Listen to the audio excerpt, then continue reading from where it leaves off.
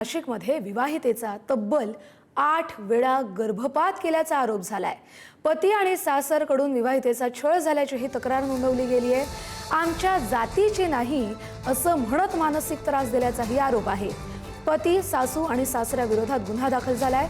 महिलेला वेडं ठरवून मानसिक रुग्णालयात दाखल करण्याची धमकी दिल्याचाही आरोप होतोय।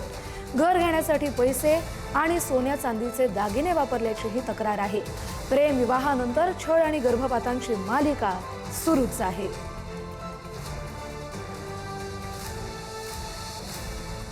तर नाशिकमध्ये एका विवाहितेचा तब्बल 8 वेळा गर्भपात केल्याचा आरोप झालेला आहे।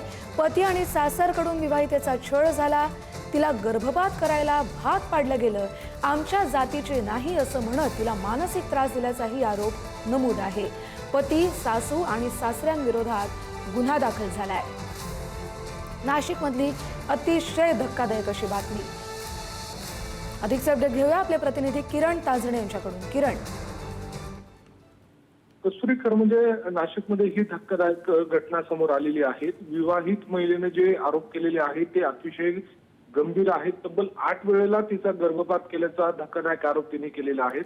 तर या महिलेचा प्रेमविवाह झालेला होता आणि त्या सगळ्यानंतर महिलेच्या पतीसह सासरकडनं छळ होत होता, अशा स्वरूपाचा देखील या सगळ्या दरम्यान फिर्यादीत उल्लेख आहे। तो आमच्या जातीची नाही म्हणत देखील तिला मानसिक त्रास दिल्याचा तिने आरोप केलेला आहे।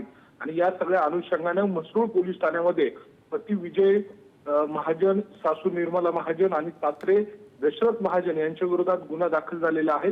महिलेला वेडं ठरवण्याचा देखील या सगळ्या काळामध्ये प्रयत्न झाल्याचा आरोप तिने दिलेला आहे। आणि या सगळ्या दरम्यान तिच्या कुटुंबाला देखील धमकी दिल्याचा आरोप आहे। त्यामुळे या सगळ्या पार्श्वभूमीवर म्हसरूळ पोलीस ठाण्यामध्ये जो गुन्हा दाखल झालेला आहे त्या गुन्ह्याच्या दरम्यान आता तपास केला जातोय। पोलिसांच्या तपासात काय समोर येतं हे पाहावं लागणार आहे। बरोबर। किरण, धन्यवाद तुम्ही दिलेल्या सविस्तर अपडेटसाठी।